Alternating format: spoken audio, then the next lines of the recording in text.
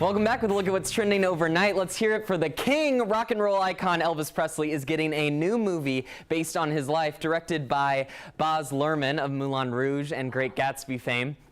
Now, the search is on for who will play Graceland's finest. You're looking at 5 young actors on the short list. Austin Butler, known to me as Vanessa Hudgens' Baby B's boyfriend, Golden Globe nominee Ansel Elgort, BAFTA nominee Aaron Tyler Johnson, Harry Styles of One Direction, and finally Miles Teller of Rabbit Hole and The Spectacular Now.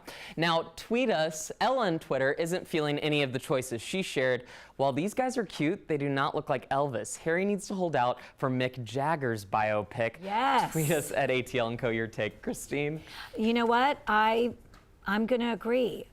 I didn't immediately, go with one of those 5 as the choice. I mean, those are big shoes to fill. And what I think may need to happen is that perhaps they pick really even somebody more obscure than any of those 5. Oh, I like for that. somebody like that. Just an amazing up and comer that's spotted from an agent. What about Zac Efron? I don't think so, Kara. Yeah. Trent likes it. Okay.